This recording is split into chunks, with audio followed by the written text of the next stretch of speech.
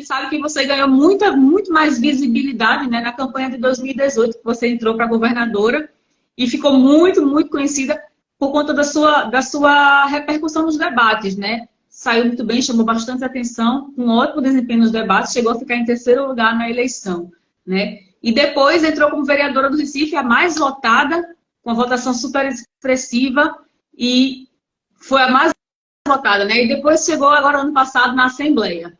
E antes de 2018, né? O que foi que te inspirou a entrar na política? Para quem não te conhece, eu queria que você contasse um pouco para a gente aí, como é que você chegou nesse sucesso todo, como foi que você entrou na política, o que foi que te inspirou a começar? E assim, antes de você chegar nessa visibilidade toda, antes de você abraçar essa luta toda, o que é que te inspirou a chegar aí, até onde você chegou? Olha, na verdade, deixa eu só fazer um teste, que essa luz aqui em cima está me incomodando, acho que está muito claro. Não, acho que melhora para vocês, ou não? Ótimo. Não no escuro total. Aí, aqui, ó. Muito obrigada. Que eu não tive nem tempo de organizar cenário, eu já cheguei correndo para vir para cá, não deu tempo nem de beber um copo d'água. Mas eu queria agradecer o convite de estar aqui na live, dialogando com vocês. Enfim, a gente aceitou de pronto, porque eu gosto muito de debate. Tudo que é debate, discussão sobre política e sobre vários temas, assim, eu sempre topo sempre participar. E quando olha, assim, a trajetória política que levou até aí é bem interessante, porque eu já havia sido convidada antes para ser candidata. E eu sempre respondia, eu candidata? De jeito nenhum. Eu não tinha nenhuma pretensão de... Porque, para mim, eu já fazia política sem participar da institucionalidade, né, do campo político, né? Então, eu venho de uma lógica de construção de movimentos populares, de movimentos sociais. Eu sou uma mulher do movimento feminista, uma mulher do movimento negro. Eu disse, a gente faz política todo dia, né? Todo mundo aqui que está assistindo a gente, quando sai para ir comprar uma coisa e questiona o preço, isso é fazer política, né? Então, assim, quando a gente entende como as coisas acontecem e a gente questiona um pouco ela, isso é fazer política. Aí eu dizia, não, ser candidata, botar o meu rosto no santinho, ir lá, pedir voto para as pessoas, eu não tinha intenção. Eu disse, eu ajudo a fazer campanha, e, inclusive não era filiada a nenhum partido político, e tinha até uma certa resistência em me filiar a partido político, sendo bem objetiva, né? Mas o que é que me fez pensar em entrar para a política, né? Eu sempre não escondo, eu sou filha por adoção. O meu pai adotivo foi um ex-preso político à época da ditadura militar brasileira, e devido às torturas que ele sofreu, ele ficou estéril, né? Então, a minha adoção, eu sempre digo, sou filha do processo de redemocratização. Então, a minha adoção se veio do desejo desse homem que foi impedido de ter mais filhos e queria uma família maior. Então, eu cresci num lar onde se conversava muito sobre política, né? Onde era muito politizado. E aí eu lembro que muito cedo ele dizia, ó, tudo que você aprender não deve fazer diferença apenas para a sua vida, deve de alguma maneira impactar na vida de outras pessoas. Seja qual for sua profissão, qual for sua área de atuação, deve fazer diferença no coletivo e não apenas no plano individual. E aí eu lembro que eu era bem jovem e disse, meu Deus, o que eu sei fazer de melhor é ler e escrever. Eu tinha uns 7 anos, né? Aí com uns 9 anos, na garagem da minha casa, eu comecei a dar aula para crianças menores que eu. E ali, eu acho que o meu pai já me entendeu um pouco, professora, e com 14 anos eu ganhei um presente que muda um pouco a minha perspectiva política. Eu ganhei um curso de formação como alfabetizadora de adultos pelo método Paulo Freire. E aí, antes de completar 15 anos, o meu presente de 15 anos foi a minha primeira aluna alfabetizada, era uma senhora de 82 anos, né? Quando ela olha para mim e diz, eu nunca pensei que alguém tão jovem pudesse me ensinar alguma coisa tão importante. E aí você entende que quando Paulo Freire fala que alfabetizar é mais do que juntar sílabas e formar palavras, é ensinar a ler o mundo. Mas mais do que ler, a transformá-lo de maneira crítica. Então, eu acho que ter contato com o método Paulo Freire, com a alfabetização de pessoas idosas, adultas, ainda analfabetas, e aí você que está me escutando deve dizer, isso pode ser até uma coisa corriqueira, porque é tão fácil para a gente que sabe ler, né? Mas aí eu escutava muitos relatos da dificuldade de ir no supermercado, por exemplo, de ter que escolher o produto pela cor, ou pela embalagem, ou pela fotografia da imagem, mas não saber valor, preço, dimensionar valor e preço, entender o produto que estava comprando. Muitas pessoas não conseguem pegar ônibus. E ainda tem pessoas que ensinam ônibus errado, né? Então, assim, é uma coisa que para a gente parece simples, mas fez muito impacto na minha adolescência. E ali eu me entendi uma coisa, professora, né? E aí depois eu cursei história, fui professora de história por muitos anos. Depois eu fiz direito, advogada, como advogada, uma advogada popular que atuava junto a movimentos populares de mulheres, movimentos negros e movimentos que lutam por moradia. Então acho que eu fui me forjando nesses movimentos na militância, mas isso para mim era um fazer político. Mas foi justamente em 2016, naquele dia da votação do impeachment, que me motivou a ingressar para um partido e a querer entrar para a política. Por quê? Foi na hora do voto do ex-presidente Jair Messias Bolsonaro, quando ele dedica aquele voto à memória do coronel Carlos Alberto Brilhante Ustra.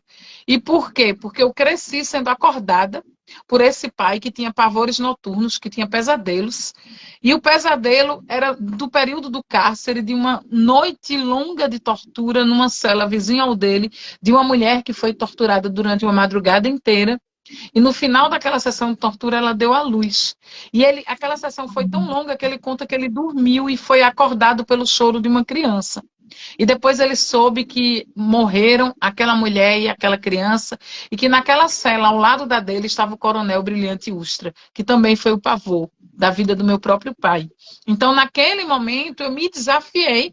Eu já tinha recebido vários convites e nunca topava. Eu me desafiei a dizer, não, eu vou colocar a minha trajetória, a minha luta, os meus saberes a serviço de uma coisa mais coletiva, a serviço da política. Eu quero chegar aí. Eu quero chegar nesse lugar. É esse lugar que coletivamente eu quero chegar pela memória das vítimas, dos desaparecidos políticos e por tantas outras pautas, né, que o nosso corpo político carrega. E aí eu fui selecionar o partido, escolho o PSOL. Naquele momento, em 2016, também é o ano que o PSOL cresce muito no Rio, com a candidatura de Marcelo Freixo. E eu sou assim, quando eu mergulho, eu digo, eu não vou, mas quando eu entro, eu mergulho, né? E ali já fui voluntária do campo jurídico da campanha de Freixo, conheço Marielle, e aí entendo que na minha luta do movimento de mulheres, o PSOL era o único país e ainda é o único partido que tem paridade de gênero nas instâncias de decisão. Então, nas executivas nacionais, estaduais e municipais em todo o país, tem paridade de gênero. Então, eu, mulher, não vou entrar para ser cota apenas num partido, eu vou ter voz, eu vou ter vez, eu vou ter voto com a mesma força do voto dos homens. Então, isso foi um fator que para mim foi decisivo para ingressar no partido político, que é o PSOL, e eu que nunca tinha sido candidata nem a síndica de prédio, na primeira vez me dispus a dar esse passo maior, ser candidata a governadora do estado de Pernambuco, e aquilo para minha trajetória, o início da trajetória, foi bem importante. E aí eu concluo dizendo o seguinte, assim, foi bem importante, primeiro pela fotografia, falo muito nessa coisa da fotografia da política. Eu tinha muita dificuldade de entregar papel, porque eu me sentia meio evangelizando, dizendo assim, aceite Jesus em seu coração, aqui, a campanha do quilo, fazer campanha de rua, e eu boto o meu rosto na rua, né? Assim, eu tinha um pouco de vergonha, constrangimento, e depois você vai perdendo, né? E aí o que eu gostava era justamente que as pessoas olhavam e diziam, ah, você parece com a minha sobrinha. Ah, você é a mesminha de uma vizinha minha. Você lembra a minha mãe, você lembra uma amiga, você lembra uma conhecida. E eu pegava esse parecer do fenótipo, do tipo físico, e dizia, olha para a fotografia do poder. Dos parlamentos, do Congresso Nacional, do Senado, dos governos, do Estado, das prefeituras. Alguém se parece com a tua vizinha? Quem se parece com a tua filha, com a tua sobrinha, com a tua mãe? E por que não se parecem? Porque quando a gente olha para essa fotografia, ela é majoritariamente de homens brancos, vindo de famílias ricas, abastadas, filhos de políticos, netos de políticos ou missionários de alguma grande igreja, né? Então, assim, eu acho que o próprio corpo político, ele problematiza algumas ausências nesses espaços da política institucional, sabe?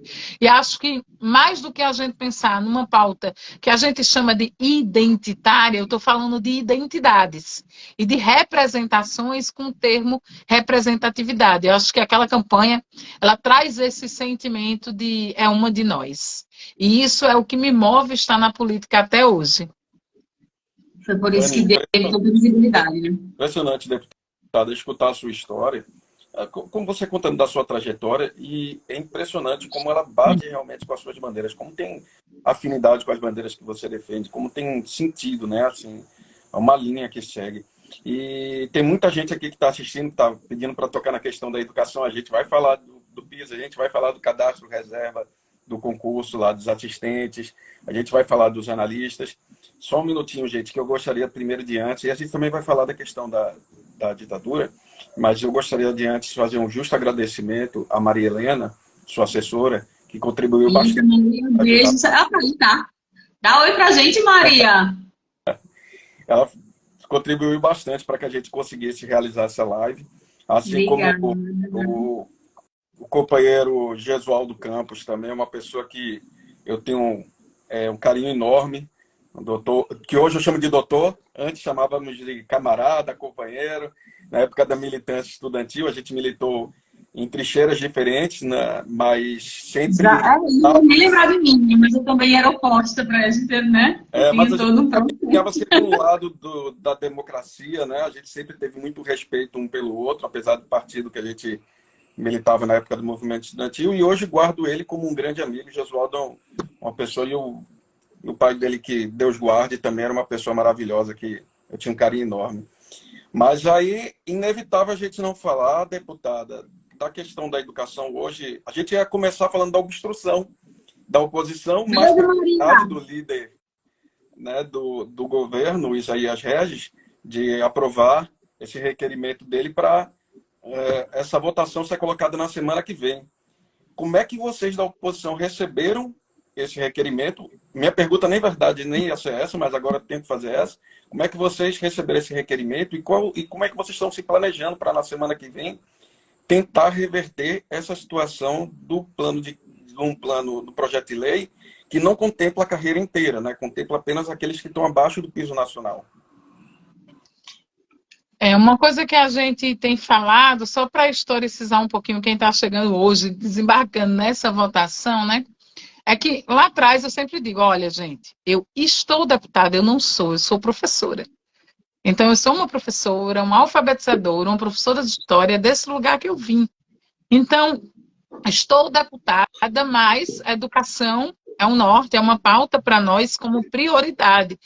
E aí, veja, foram muitos anos de luta pela aprovação de uma lei nacional que criasse um piso na educação. Quer dizer, o piso é um valor mínimo, é um valor inicial para a carreira, porque há muitos anos atrás, existiam professores e professoras e demais servidores da educação, técnicos e analistas, que recebiam menos que um salário mínimo. Então, assim, e isso era muito díspare nas regiões do país. Claro, as regiões do Norte e Nordeste tinham os menores salários, então havia uma cobrança de todo mundo fez a mesma situação, o mesmo concurso, e justamente agora, enquanto eu estou na live, estou recebendo a ligação aqui de Ivete, a presidenta do sindicato, no final eu retorno para ela, mas, na verdade, é o seguinte, e aí se faz uma luta para se ter um valor mínimo. Todo mundo que entrar naquela carreira vai receber isso.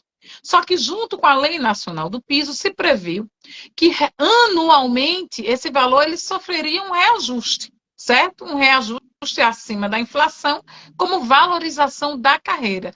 Junto com o piso, se reforçou o plano de cargos e carreiras. Então, o piso, ele tem o objetivo de reforçar a carreira do professor e não se colocar como um teto na carreira do professor. É piso.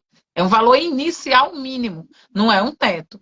O que é que acontece? Foi-se criado um fundo, você tem lá o Fundeb, também tem o Fundef, que é um fundo específico para financiamento da educação. Então, não pode se gastar R$1 disso com outra coisa que não seja educação. E se tem um valor mínimo. 70% dos recursos do Fundeb devem ser gastos com educação. No mínimo 70%. Pode ser gasto até 100%. Certo? No mínimo 70%. No mínimo. Então, nada impede que todo o Fundeb seja usado para pagar a folha de pessoal dos servidores de educação. O que é que acontece? Todo ano se trava uma luta para o cumprimento do reajuste do piso, para que quem está abaixo do piso receba o piso e para que aquele reajuste ele seja repercutido em toda a carreira. Senão, o piso vira teto.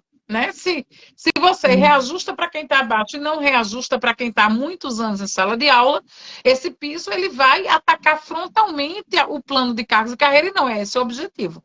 Então,